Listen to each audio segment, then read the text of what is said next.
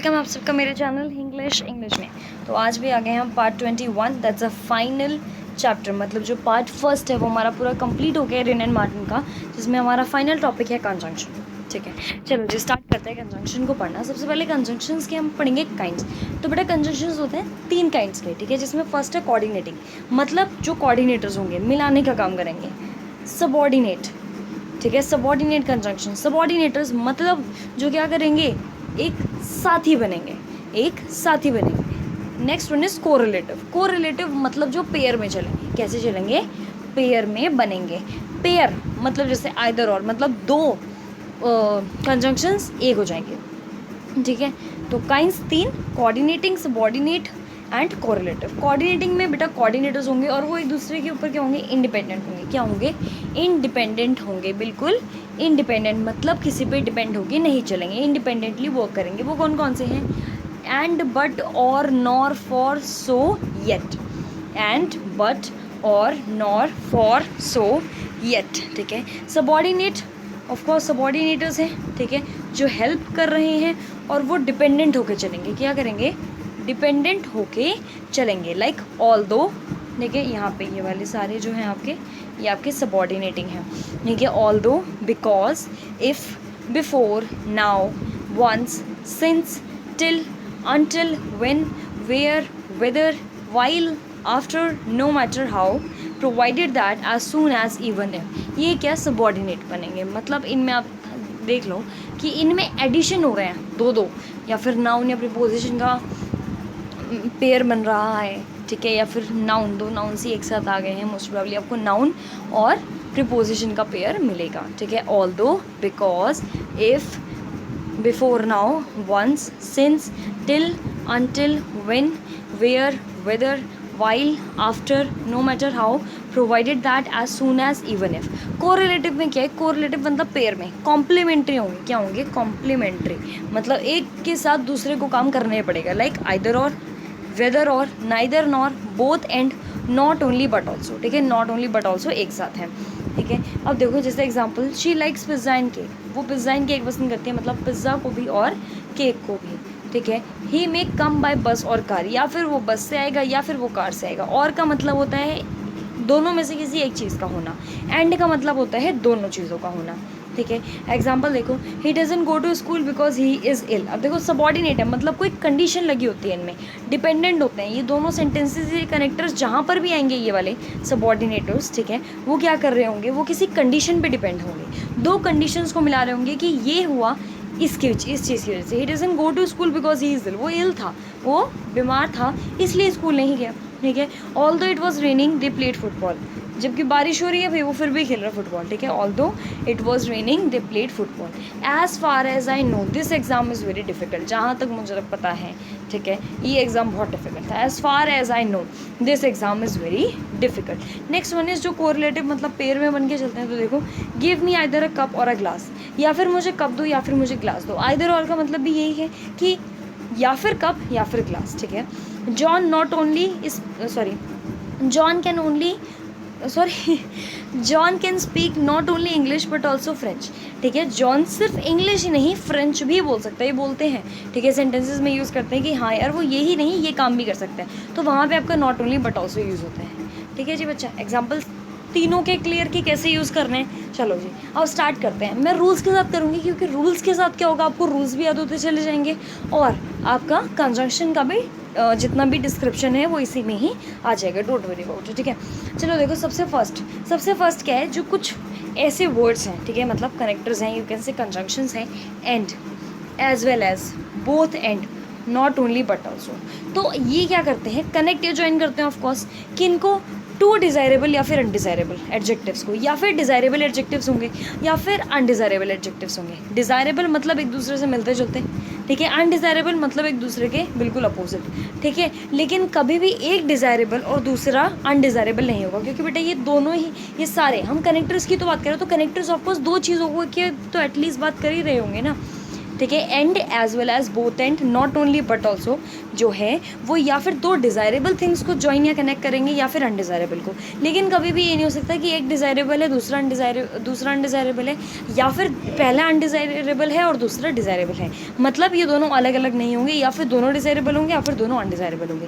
Like he is both intelligent and hard working, तो किसी की क्वालिटी बताई जा रही है, और इंटेलिजेंट और हार्ड वर्किंग दोनों क्या है, डिज़ायरेबल हैं, दोनों क्या है, डिज़ायरेबल हैं। He is both intelligent and hard working. ठीक है बच्चा, नेक्स्ट आता है आपका second rule, hardly, scarcely, barely, no sooner. अब आप हमेशा याद रखना, use often with past perfect tense. सबसे पहले तो इनका यूज़ होता है पास्ट परफेक्ट टेंस में आपका, to suggest that one thing happen very soon after another, कि कोई चीज़ बहुत जल्दी हुई है किसी दूसरी चीज़ के बाद। ठीक है, hardly, scarcely, barely, no sooner, used often with past perfect tense to suggest that one thing happen very soon after one another, ठीक है, आफ्टर अनदर। तो ये जो hardly, scarcely, barely, no sooner है, इनका मतलब यही है कि बहुत एकदम नील की मात्रा में होना। ठीक है, बहुत कम मात्रा में होना। अब आप इस चीज़ को याद रखना, हार्डली, स्कार्सली, बेयरली, इन तीनों वर्ड्स के साथ आप हमेशा व्हेन यूज़ करोगे। हार्डली, स्कार्सली, बेयरली, मतलब ये जो एडवर्ब्स आ रहे हैं इनके साथ आप क्या यूज़ करोगे, हमेशा व्हेन यूज़ करोगे। एंड नो सूनर के साथ आपको यूज़ करना है बच्चा देन। नो सूनर के साथ आपको क्या यूज़ करना है, देन। ठीक है, ये रूल है, इसको कोई चेंज नहीं कर सकता कि कहाँ जहाँ नो सूनर आएगा वहाँ पे कंजंक्शन आपका देन ही होगा। ठीक है, अब देखो, hardly had a reach the station when the train left. ठीक है, व्हेन द ट्रेन लेफ्ट, यहाँ पे आप देन यूज़ नहीं कर सकते, व्हेन ही, क्योंकि हमें पता है भाई हार्डली, स्कार्सली, बेयरली के साथ क्या होता है, व्हेन यूज़ होता है। हार्डली का मतलब, hardly had a reach the station when the train left, मैं पहुँचा ही था, तभी पहुँचा था, और इतने में भैया ट्रेन भगली।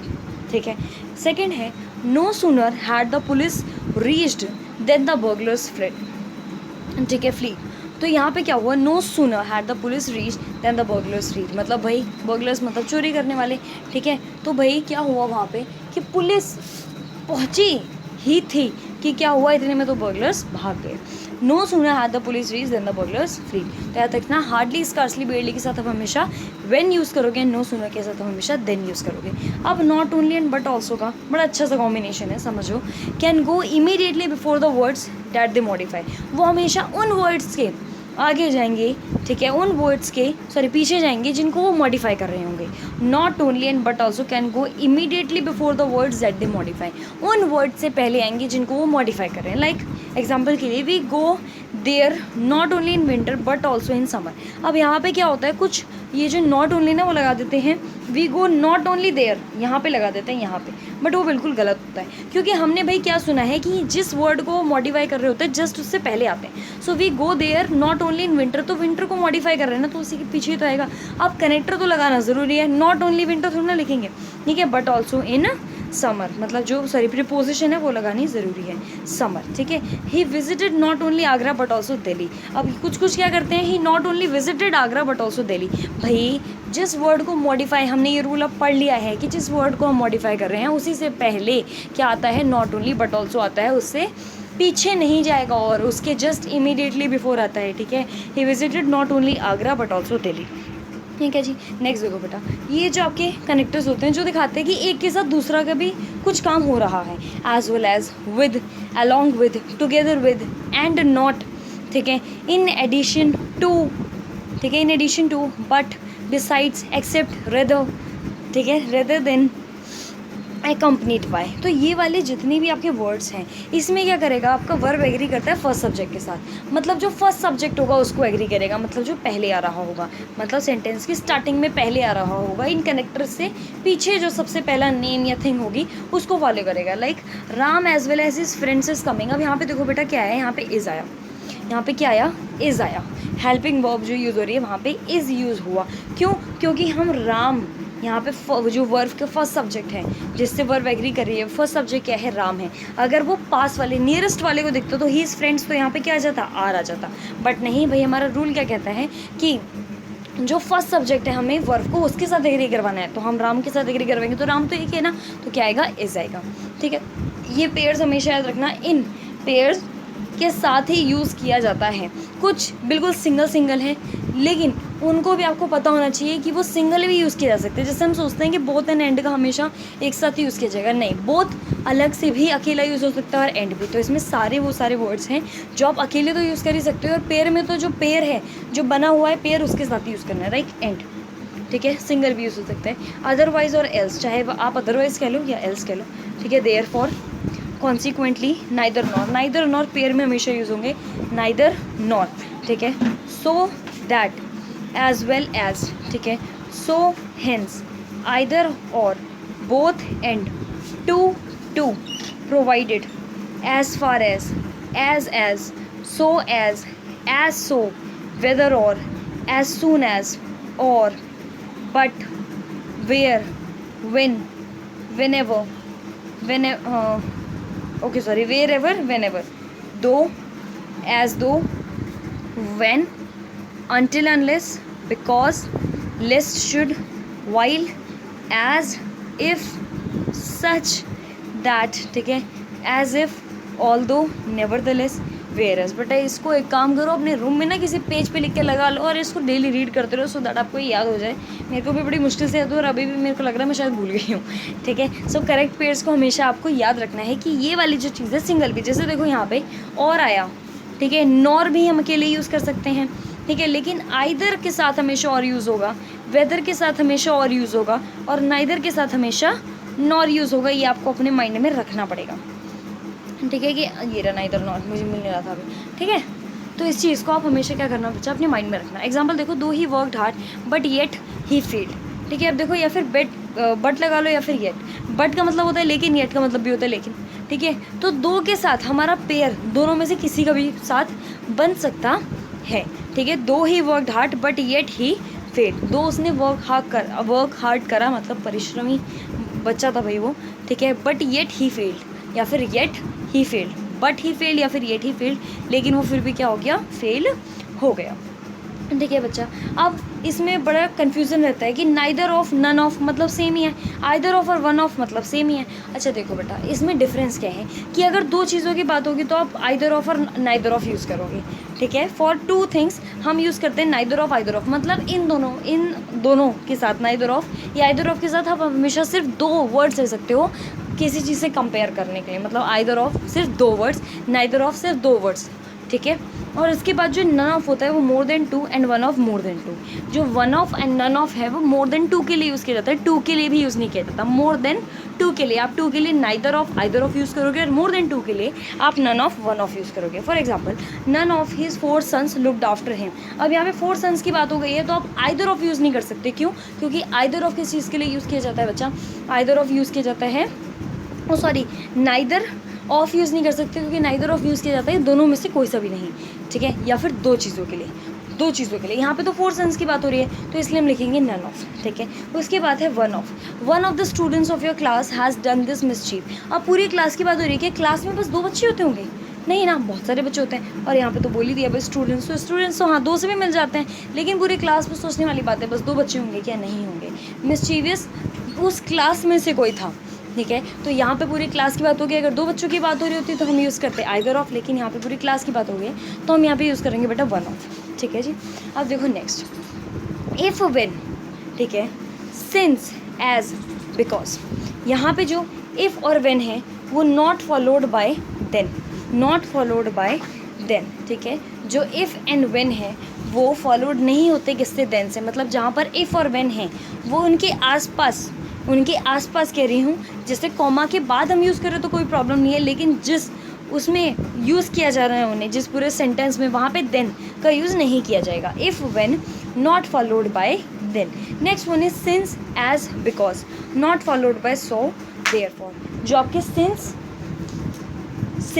एज, बिकॉज होते हैं उनके आसपास सो और देयरफॉर नहीं भटकते हैं, ठीक है। Since, as, because, what, so, therefore. अब देखो, when I came I will meet you, चलो जी, यहाँ पे सिंगल फॉर्म है। When I come I will meet you, जब मैं आऊँगा भाई मैं तब मिलूँगा तुमसे, ठीक है। तो यहाँ पे देखो व्हेन आया ना, मतलब व्हेन के आसपास क्या नहीं भटकेगा, देन नहीं भटकेगा।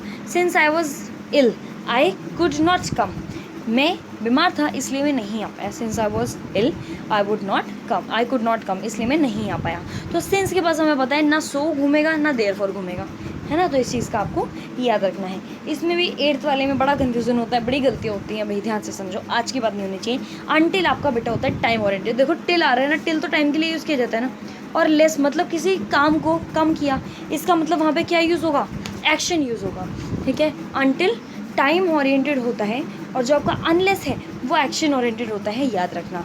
Until time oriented and unless action oriented. अब देखो unless you work hard you wouldn't succeed. अब देखो अनलेस, लेस वही एक्शन की बात हो रही है ना, अनलेस, तो अनलेस यू वर्क हार्ड मतलब आपने एक्शन, जब तक आप एक्शन नहीं लोगे यू वॉन्ट सक्सीड। किस चीज़ का एक्शन लोगे, वर्किंग हार्ड का, ठीक है, हार्ड वर्क का या वर्क हार्ड का, ठीक है। यू वॉन्ट सक्सीड, तो आप सक्सीड नहीं होगे, तो एक्शन की बात हो रही है, ठीक है। आप कभी भी सेंटेंस को टिल के साथ यूज़ नहीं करते, आप अनटिल के साथ सेंटेंस को यूज़ कर सकते हो, लेकिन टिल के साथ कभी भी सेंटेंस को यूज़ नहीं करोगे। इन दोनों में बस इतना सा डिफरेंस है, नहीं तो जो आपका टिल एंड अनटिल है वो सेम ही है, उनका मतलब सेम है जहाँ पर भी आप यूज़ करना चाहो उन्हें। लेकिन अनटिल सेंटेंस के स्टार्टिंग में यूज़ हो सकता है, लेकिन टिल कभी नहीं हो सकता सेंटेंस के स्टार्टिंग में यूज़, ठीक है बच्चा।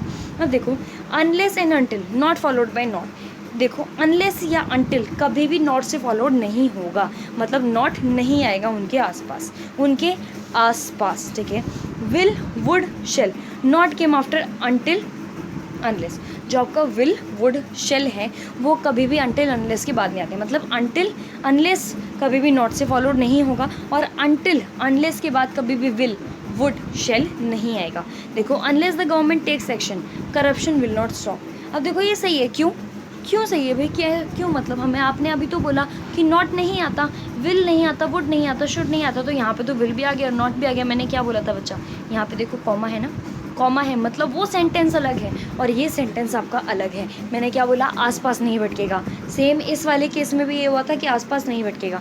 अगर इन कॉमास के बाद यहाँ पे कहीं भी देन यूज हो जाता तो वो बिल्कुल सही होता, अगर इन कॉमास के बाद यहाँ पे कहीं भी सो या देयरफॉर यूज हो जाता तो वो ठीक होता, लेकिन उसके आसपास नहीं भटकना, इस चीज़ को हमेशा याद रखना, ठीक है। Unless the government takes action corruption will not stop, clear, ठीक है। तो ये क्या है, बिल्कुल राइट है। अनलेस द गवर्नमेंट, ठीक है, take action, unless the government take action corruption will not stop. गलत क्या हो जाता, अगर मैं कर लेती unless the government will not take action, क्योंकि हम ज़्यादातर ये करते हैं, हम क्या बोलते हैं, जब तक नहीं लेंगे, मतलब फ्यूचर में उन्हें एक्शन लेना ना, तो विल नॉट लगा देते हैं। नहीं, अनलेस और अनटिल कभी भी ना नॉट से फॉलोड होंगे, ना ही उनके बाद, अनलेस और अनटिल के बाद विल वुड या शेल आएगा बच्चा, ठीक है। अब देखो यहाँ पे एज सो एज इनका कनेक्शन होता है, मतलब ये हमेशा एक साथ यूज़ होंगे। एज सो एज कंपैरिजन के लिए यूज़ किया जाता है, ठीक है। लेकिन आप हमेशा इन दोनों में डिफरेंस क्या है कि जो आपका एज है वो पॉजिटिव और नेगेटिव दोनों सेंटेंसेस के साथ आप यूज़ कर सकते हो। एज को आप पॉजिटिव एंड नेगेटिव दोनों सेंटेंसेस के साथ यूज़ कर सकते हो, लेकिन सो एज को आप हमेशा नेगेटिव सेंटेंसेस के साथ यूज़ करोगे।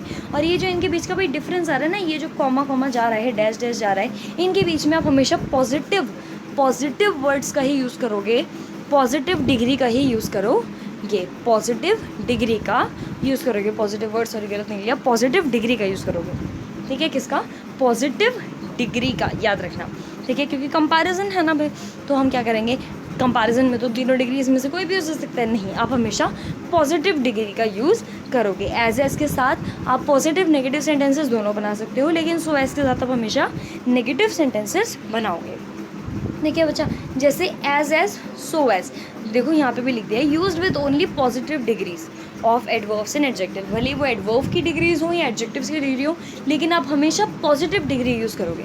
जैसे he is as intelligent as you, सबसे पहले ये देखो पॉजिटिव सेंटेंस है, एज यूज़ हुआ, हम यहाँ पे ही इज़, ठीक है, not as intelligent as you भी यूज़ करते तो भी यूज़ ठीक होता, क्यों, क्योंकि एज और एज भाई पॉजिटिव सेंटेंसेस में भी यूज़ हो सकता है और नेगेटिव में भी, और बीच में क्या आ रही है, पॉजिटिव डिग्री, ठीक है।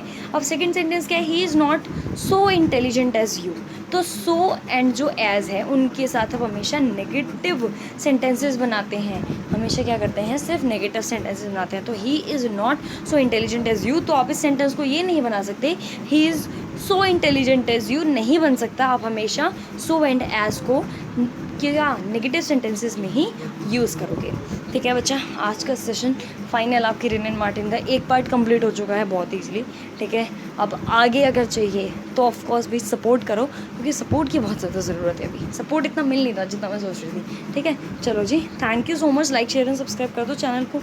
चैनल का नाम है इंग्लिश। Thank you.